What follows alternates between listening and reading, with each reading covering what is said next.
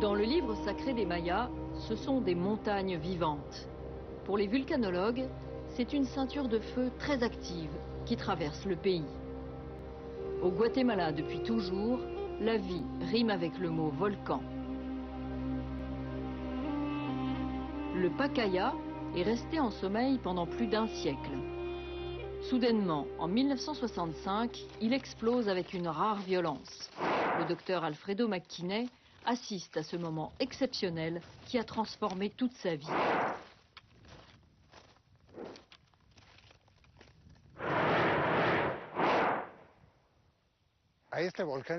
J'ai gravi ce volcan 1226 fois depuis qu'il est entré en activité.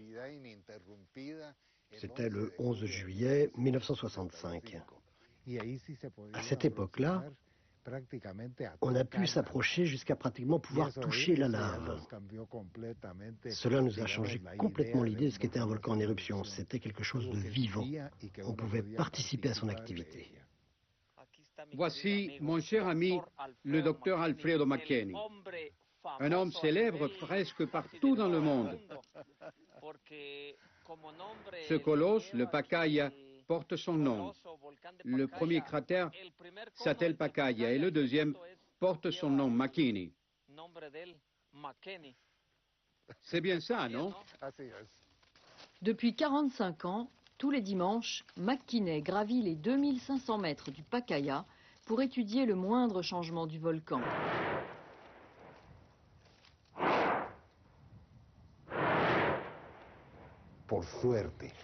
Heureusement, le jour où nous avons été surpris par l'explosion du volcan, j'avais ma caméra avec moi. Et à partir de ce jour-là, ma caméra m'a toujours accompagné. Il est vrai que des fois, on a eu vraiment peur. On était imprudent en allant si près du cratère.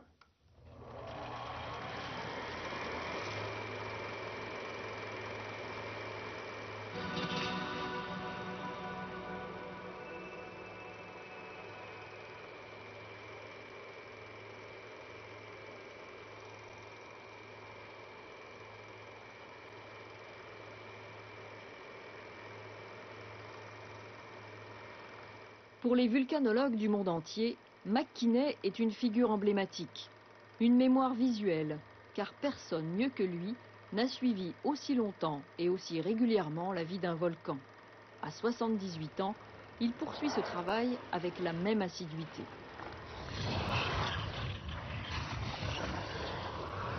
McKinney peut vous entraîner dans les limites extrêmes du volcan, près des fleuves de lave, là où les semelles fondent.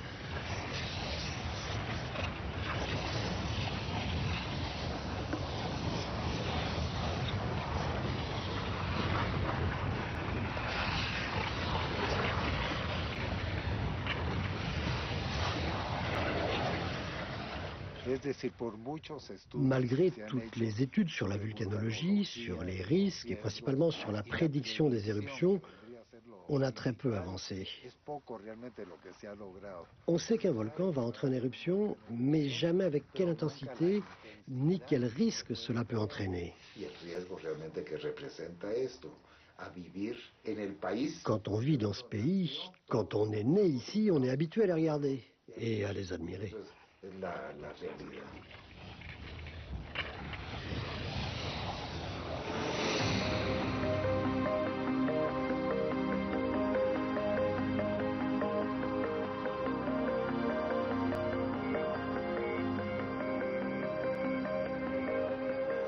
30 km à vol d'oiseau séparent le Pacaya de Guatemala City, la capitale du pays. Son voisin, le volcan Fuego, est lui aussi en pleine activité. Avec le volcan d'Agua et l'Acatenango, ils forment ensemble un arc de feu qui tient en haleine permanente des centaines de milliers d'habitants de la région.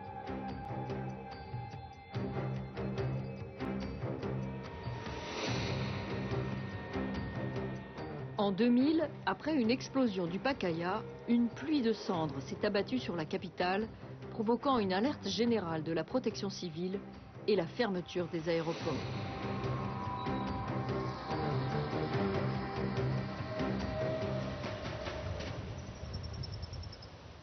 À l'Institut de volcanologie du Guatemala, l'objectif est de surveiller tout changement d'activité des volcans, tout ce qui pourrait entraîner une éruption majeure. Voici le sismographe qui enregistre l'activité du volcan Pacaya. On voit ici une série d'explosions qui ont lieu en ce moment, entre 400 et 560 explosions dans une période de 24 heures. En ce moment, le Pacaya et le Fuego sont en alerte jaune, c'est-à-dire que nous prenons les précautions nécessaires parce qu'il y a beaucoup de personnes en situation de risque.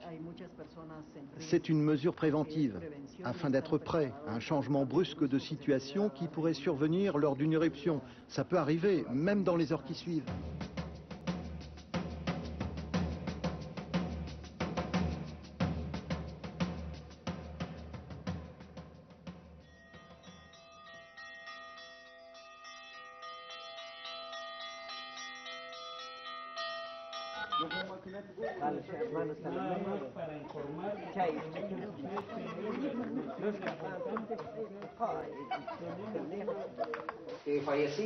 Des morts, nous n'en avons aucun. Des blessés, oui, nous avons 10. Des personnes évacuées, nous en avons 467. Comme dans une pièce de théâtre, avec le personnel de la protection civile, les habitants du village de Panimache répètent régulièrement les consignes d'évacuation en cas d'éruption violente du volcan Fuego.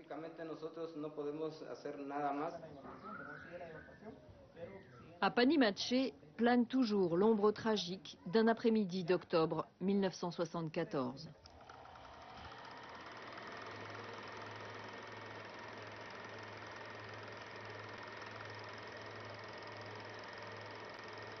McKinney filme ce jour-là. Le panache de cendres que le Fuego crache atteint 7000 mètres de hauteur. Des nuages incandescents dévalent les flancs du volcan, détruisant et brûlant tout sur leur passage. Des milliers de personnes sont évacuées cet après-midi-là. La communauté de Panimache est construite sur une ancienne couche de coulées pyroclastiques. Ces flux se forment autour du cratère, ici, et coulent le long des ravins, ou par les canaux naturels qui se trouvent par là. C'est précisément ça. Ce flux pyroclastique, s'il change son cours par rapport à ce qui s'est passé en 1974, il pourrait sortir du ravin et frapper la communauté. C'est ça le problème. Son impact pourrait tout détruire sur son passage. Cela pourrait arriver avec une éruption plus importante.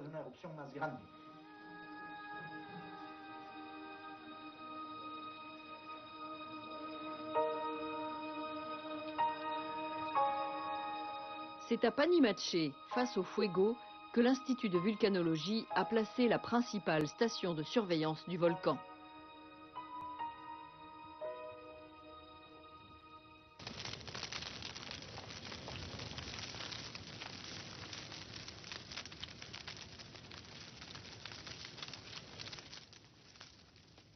Loin de l'univers scientifique, les volcans prennent une toute autre dimension dans la cosmogonie maya.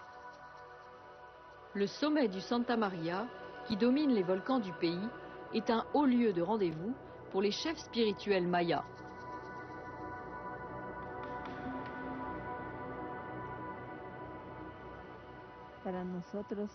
Pour nous, quand on parle des grandes forces créatrices du monde, c'est dans la perfection de leur œuvre qu'elles ont créé les grands volcans. Le grand cœur du ciel et de la terre, avec sa parfaite mathématique, a produit cet énorme mouvement. On sent ici cette situation. C'est ici qu'on trouve le mouvement, la vie. C'est ici qu'existe l'air, l'oxygène. Tout ceci, on le doit à cette grande création.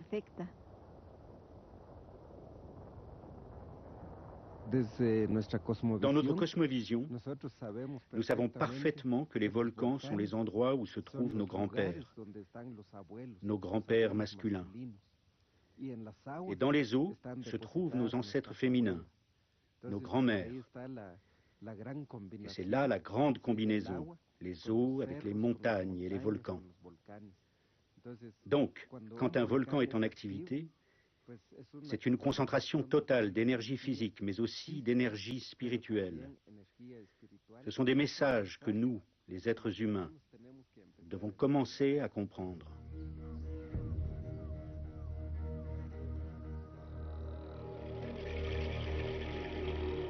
En suivant la ceinture de feu à une dizaine de kilomètres de Chicabal, se trouve l'une des régions les plus touchées par l'activité volcanique du pays. En l'an 2000, en quelques semaines, les 13 000 habitants de la ville du Palmar furent évacués d'urgence. Rien de tout cela n'existait avant. La coulée de boue et de lave venant du Santiaguito a amené d'énormes quantités de rochers, du sable, et ça a détruit toute cette partie. Avant, il y avait des maisons par ici, mais la coulée s'est frayé ce chemin et a pratiquement coupé en deux la ville et l'église catholique.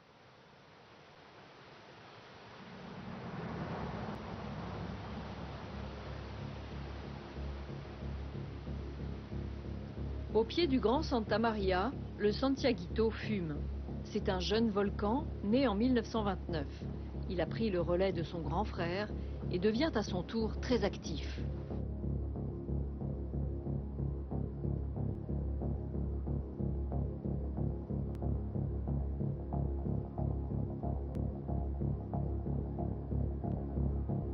C'est de son dôme qu'une coulée de boue et de lave a tout dévasté sur son passage et détruit la ville du Palmar.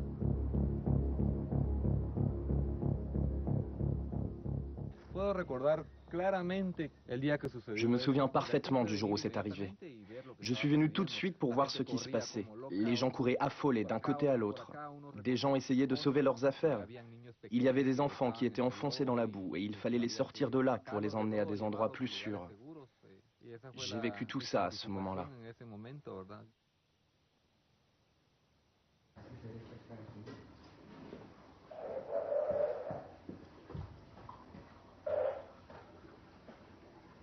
Après avoir vécu la catastrophe du Palmar, Álvaro Rojas est devenu le gardien du volcan.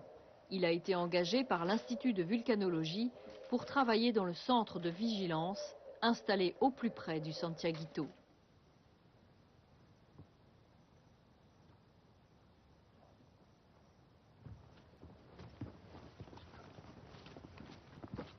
Un rapport visuel de l'activité du volcan doit être fait 3 fois par jour, 7 jours sur 7.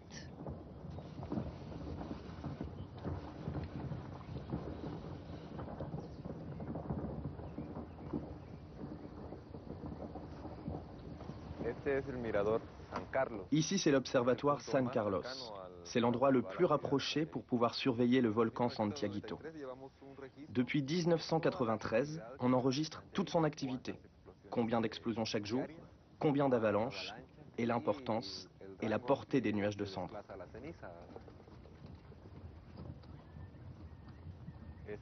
C'est incroyable de pouvoir observer toute cette activité.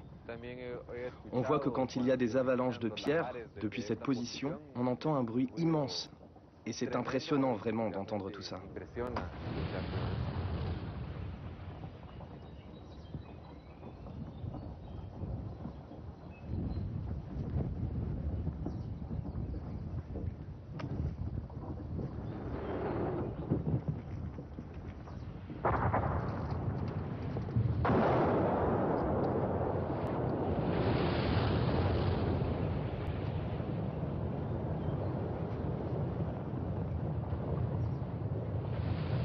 Le Santiaguito explose toutes les heures et ses panaches de cendres se répandent jusqu'à 100 km à la ronde.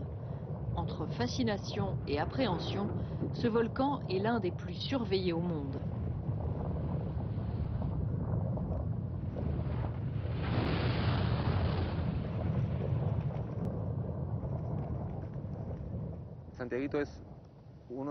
Le Santiaguito est l'un des volcans les plus dangereux du Guatemala.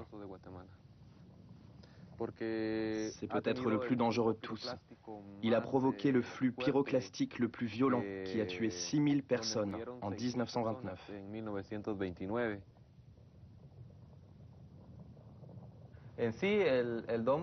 Le dôme est une bombe à retardement.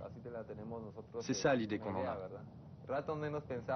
On sait qu'un jour il va exploser violemment. Mais quand? Personne ne le sait. Cela va arriver? Il y a de fortes chances que oui.